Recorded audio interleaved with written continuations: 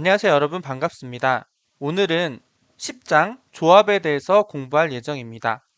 조합에 대해서 먼저 알아보면 조합은 이 조합 자체로 조합이라는 이 토픽 자체로 코딩 테스트에 자주 출제되는 주제이면서 그리고 그 다음으로 제가 중요하게 생각하는 것은 뒤에 나올 동적 계획법을 이해하는 데 기초가 되는 중요한 장입니다. 사실 제가 생각했을 때 이제 알고리즘 코딩 테스트에서 가장 핵심 분야를 두 개를 뽑으라고 하면은 1번 그래프, 그리고 2번이 DP, 다이나믹 프로그래밍 동적 계획법 정도 될 수 있고, 거기서 하나 정도 추가하자면 요즘에 많이 나오는 게 인덱스 트리 정도 될 것 같아요. 근데 이 2번 DP를 이해하는데 기초 디딤돌이 될 수 있는 게 바로 이 조합입니다. 그래서 이 장을 여러분들께서 좀 먼저 공부했으면 좋겠다고 생각돼서 오늘 이 강의를 찍도록 되어 있습니다. 그래서 해당 장에서 이제 조합에 대한 점화식 도출 방법에 대한 설명이 있거든요. 이 부분을 좀 꼼꼼하게 학습을 하면은 이번 장은 물론이고 나중에 동적배역법은 사실 점화식이 90%라고 보시면 돼요. 이 점화식을 도출하는 방법에 대해서도 일부 이해할 수 있으니까 열심히 공부해 보시면 좋을 것 같습니다. 본격적으로 넘어가기 전에 이 점화식이 뭐냐 이런 거에 대해서 간단하게 말씀을 드리면 수학적으로 말씀을 드리면 수열의 일반항을 한 개 이상의 앞선 항들을 이용해서 나타낸 식이다. 이렇게 표현하고 있어요. 근데 언뜻 잘 안 와닿으실 수도 있는데 나중에 알고리즘에서 점화식을 여러 번 도출해 보면 아 이런 거구나 알 수 있어요. 뭐 알고리즘에서는 그러니까 내가 어떤 n개에 대한 답을 도출하고 싶을 때 뭐 n-1개나 n-2개 조금 더 작은 문제들을 재기적으로 관계를 형성해서 식을 만든 다음에 푸는 방법이거든요. 이거를 뭐 점화 관계 뭐 리, 리커런스 릴레이션 뭐 이런 식으로 부르기도 하고요. 대표적인 거로는 피보나치 수열 여러분 알고 계시잖아요. 피보나치 수열의 그런 식이 점화식이라고 생각하시면 좋을 것 같아요. 그래서 한번 여러분 저희 본격적으로 시작해 보도록 하겠습니다. 이제 밑에 내용을 보면은 이제 본격적으로 다시 한번 자세하게 설명을 들어볼게요. 조합 같은 경우는 보통 n 컴비네이션 r 이런 식으로 표현을 많이 해요. 결국 이게 뭐냐면은 여기서 보시면은 n개의 숫자에서 r개를 뽑아내는 경우의 수를 뜻해요. 이 조합이랑 되게 비교되는 개념이 뭐냐면 바로 순열. 순열은 NPR 이렇게 표현을 하고 똑같이 n개 중에서 r개를 뽑긴 하는데 순열에서는 순서를 고려해서 뽑는 게 좀 달라요. 그러니까 예를 들어서 조합의 같은 경우는 만약에 3개를 뽑았는데 1, 2, 3이 나왔다.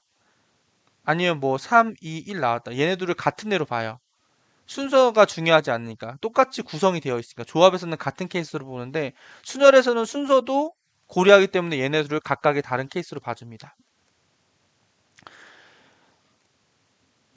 근데 제가 이렇게 10장 제목을 사실은 뭐 순열도 있고 조합도 있잖아요. 근데 사실 여기서 제가 조합으로만 대표 제목을 쓴 이유는 사실은 알고리즘 코딩 테스트에서 제 개인적으로 봤을 때는 순열보다는 조합이 출제 빈도가 높고 활용도도 많거든요. 그래가지고 조합이라고 이름을 붙였어요. 그래서 순열은 좀 간단하게 개념을 한번 알아보도록 할게요.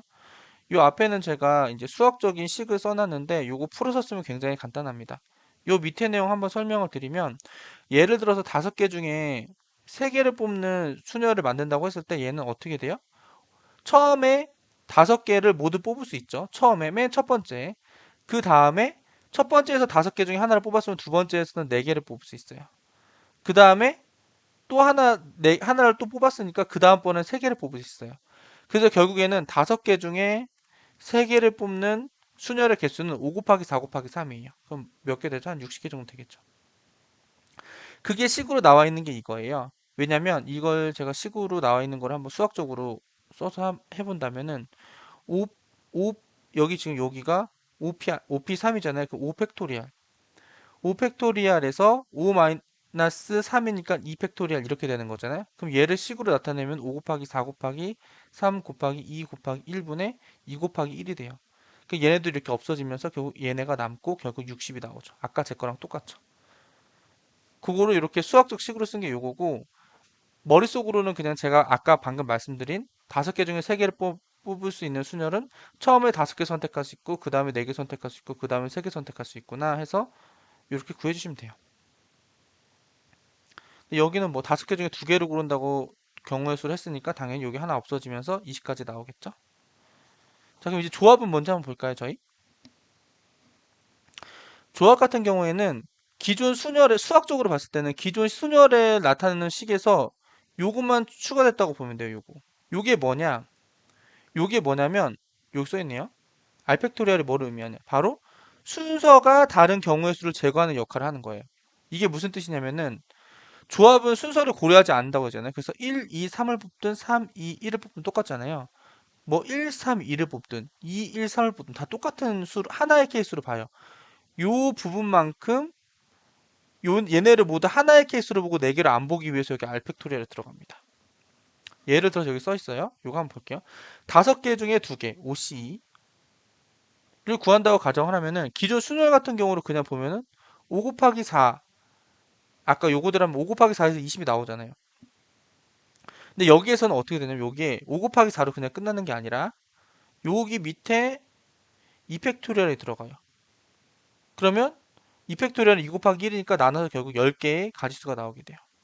근데 여기서 요 2팩토리얼의 뜻하는 게 뭐냐면 5개 중에 2개를 뽑잖아요. 2개를 뽑으니까 요 2로 나눠주는 게 거기는 뭐냐면은 1, 2나 2, 1인 거를 하나의 케이스로 보는 거. 5, 4를 뽑든 4, 5를 뽑든 하나의 케이스로 보는 거. 그러기 위해서 요 밑에 전체 가지수에서 2로 나눠주는 알팩토리얼에 들어간다고 생각해 주시면 돼요, 여러분. 자, 여기까지 이해되셨나요? 근데 여기까지는 그냥 아 그렇구나 정도로 이해해 주시면 돼요. 왜냐면 저희는 지금은 제가 약간 수학적으로 설명을 드렸는데 알고리즘으로 풀 거니까. 알고리즘으로 하는 설명은 조금 달라요. 그리고 알고리즘적으로 설명드리는 게 훨씬 더 중요합니다, 여러분. 자, 근데 지금부터는 제가 알고리즘으로 설명을 드릴 거예요. 알고리즘 관점. 제가 생각했을 때 조합을 어떻게 생각하면 좋은지. 그리고 이게 나중에 점화식의 기초가 됩니다. 자, 알고리즘 핵심사 한번 설명해 볼게요. 이거는 조합뿐만이 아니라 모든 그런 DP 관련된 그런 점화식을 통해서 풀 때, 어, 제가 생각하는 도출 방법이거든요. 그래서 그걸 한번 여러분께 설명드려 볼게요. 어떤 식으로 하면 처음에 특정 문제를 가정해요. 일단 문제가 주어지잖아요. 그럼 예를 들어서 여기서는 5개에서 3개를 선택하는 거예요. 그럼 OC3을 저희는 풀게 돼요. 근데 이거를 저는 수학적으로 생각하지 않고 약간 논리적으로 생각해 볼게요. 5개 중에 3개를 푸는 경우의 수. 5개 중에 3개를 선택하는 경우의 수를 어떻게 구할까? 이거를 이제, 이게 지금 첫 번째 문제로 주어진 거예요. 그러면 여기서 제일 중요한 게 이 부분이에요. 모든 부분 문제가 해결된 상황이라고 가정하고 지금 문제를 생각해 보는 거예요. 이게 무슨 의미냐면은 5개 중에 3개를 뽑는 거에 대한 저는 이제 알고리즘적으로 5개 중에 3개를 뽑는 이런 조합에 대해서 점화식을 만들고 싶어요.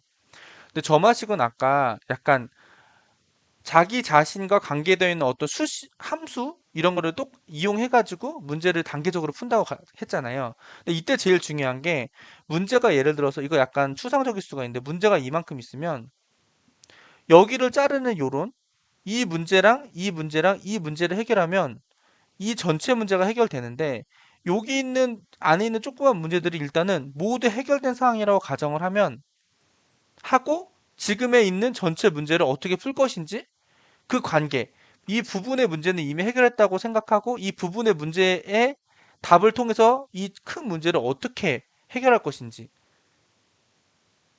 그것만 생각하는 거예요, 실제로는. 그게 어떤 의미인지 조금 더 생각을 해볼게요. 예를 들어서 저는 이렇게 생각을 하는 거예요. 5개 중에 지금 3개를 뽑는 문제를 저희가 가지고 있어요. 근데 5개 중에 3개를 뽑는 문제를 가지고 있는데 일단 5개 중에 3개를 뽑는 건데 일단 5개의 데이터를 가지고 뭘 하는 거잖아요. 근데 이미 앞에 4개는 어떻게 한 건지는 모르겠어. 가정을 하는 거니까. 근데 이미 선택이 됐는지 안 됐는지 모르겠는데 어쨌든 어떻게든 선택이 돼서 이미 끝난 상태예요. 4개는 이미 끝난 상태야. 4개는 이미 끝난 상태. 이미 끝. 그리고 마지막 것만 이제 새롭게 전체 문제 중에 이 앞에 4개는 이미 해결이 됐고 이 마지막 것만 가지고 생각을 해보는 거예요. 이게 굉장히 중요하거든요. 그럼 마지막 거에 대해서 마지막 숫자가 있어요. 그러면 얘가 뭐 5번째 숫자가 있어요. 그럼 얘를 우리가 할 수 있는 건 뭐예요? 여기가 중요해요. 다섯 번째 거를 저희가 선택하거나 안 하거나 두 가지까지 수밖에 없어요. 그쵸? 반만 선택하는 거 없잖아요. 그쵸? 근데 마지막 거를 그래서 여기서 갈라지는 요 두 개, 요거가 전체 경우의 수가 100%가 돼야 돼요. 100%를 커버할 수 있어야 돼요. 선택하거나 안 하거나요. 이 문제에서는. 그쵸? 선택하거나 안 하거나기 때문에 요 선택하지 않음이 모든 경우의 수를 커버할 수 있는 게 되는 거죠. 그럼 예를 들어서 다섯 번째 수를 만약에 선택을 했어요. 선택을 했다고 가정을 하면 다섯 번째 수를 다섯 번째 수를 선택을 했을 때 다섯 개 중에 세 개를 뽑아졌다고 치면은 그 전에 네 개 중에 이 앞에 네 개 중에 네 개가 어떻게 뽑혔는지 저는 모르겠지만 네 개 중에 몇 개가 뽑혀야 될까요? 당연히 네 개 중에 두 개가 뽑혀야지 마지막에 하나를 뽑았을 때 마지막에 하나를 뽑았을 때 다섯 개 중에 세 개가 뽑는 케이스가 되겠죠. 그다음에 만약에 마지막 얘를 선택을 만약에 안 했어. 안 했는데 다섯 개 중에 세 개가 뽑는 케이스가 되려면 네 개 있을 때 몇 개가 뽑혀야 돼요? 세 개가 뽑혀야겠죠. 그렇죠? 그래야지 마지막 거를 선택하지 않았을 때 결국 다섯 개 중에 세 개를 뽑는 케이스가 나오는 거니까. 근데 얘네 둘이 결국에는 100%를 커버하는 거죠. 얘는 마지막 거를 선택했을 때 얘가 되는 거, 선택 안 했을 때 이렇게 되는 거야. 얘네들 더했을 때 100%가 되는 거예요. 100%. 네 번째에 만약에 네 개 중에 하나를 선택했다고 하면 여기서 어떻게 해도 다섯 개 중에 마지막 데이터를 어떻게 해도 OC3은 절대 만들 수가 없어요. 그쵸? 근데 만약에 네 개 중에 또 이미 네 개를 선택했다고 했을 때 다섯 번째 수를 어떻게 선택하든 OC3은 절대 만들 수 없어요. OC3을 만들 수 있는 모든 케이스는 이 두 개에서 나오는 거예요. 네 개 중에 두 개를 뽑는 경우의 수랑 네 개 중에 세 개를 뽑는 경우의 수. 여기까지 이해되시죠? 그럼 결국 얘를 수식으로 표현하면 어떻게 되냐면은 다섯 개 중에 세 개를 뽑는 경우의 수는 네 개 중에 세 개를 뽑는 경우의 수 더하기 네 개 중에 두 개를 뽑는 경우의 수가 돼요. 여기까지 이해되셨나요? 자, 여기까지 지금 만들었어요. 그럼 이게 특수한 일단 하나의 수식을 저희가 만든 거예요. 자, 그럼 밑으로 넘어가 볼게요. 그러면 제가 점화식으로 표현을 했어요.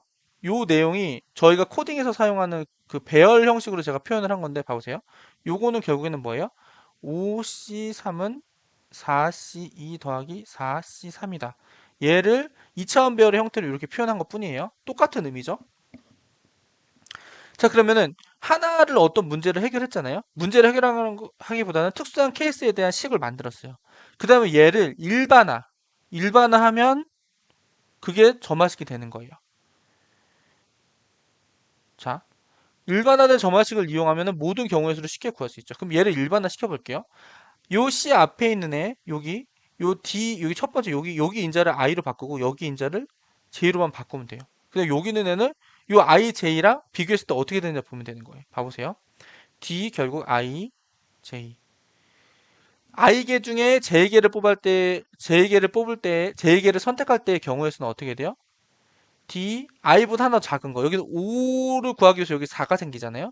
하나 작은 거에서 이 뒤에 있는 J는 앞에 있는 J보다 여기가 2가 나왔으니까 하나 더 작은 거니까 J-1이 되겠죠. 그다음에 뒤에 더해주는 거 하고 뒤에 I-1 맞고 여기는 똑같죠? 세 개 똑같으니까 여기는 J. 이렇게 하면 요게 조합의 일반화된 점화식으로 나오는 거예요. 그리고 이 점화식이 있으면 이제부터는 모든 애를 다 구할 수 있어요. 이렇게 점화식 일반적으로 나왔죠? 나왔죠? 그럼 당연히 뭐 어떤 것도 구할 수 있어요. 예를 들어 10개 중에 7개를 구하는 경우의 수는 점화식에서 어떻게 돼요? 9개 중에 6개를 구하는 경우의 수 더하기 9개 중에 7개를 선택하는 경우의 수. 이렇게 하면은 식으로 다 표현이 되죠. 이 원리, 요 앞에 제가 지금까지 설명드린 원리를 여러분들께서 이해하고 있는 것이 굉장히 중요해요. 왜냐면 이게 조합도 중요한데요. 조합뿐만 아니라 나중에 동적 계획법은 90%가 진짜 점화식을 구할 수 있냐 없느냐의 싸움이거든요. 그래서 이 부분 여러분들 왜 점화식이 이렇게 도출되는지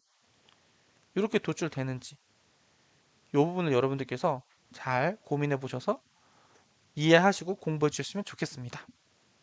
네, 그럼 오늘 간단하게 조합 점화식 한번 도출하는 부분까지 해봤고요, 여러분. 다음 이 시간에는 이렇게 도출한 오늘 배운 원리를 가지고 문제를 푸는 시간을 한번 가져보도록 하겠습니다, 여러분. 여러분, 그럼 오늘도 정말 수고 많으셨습니다.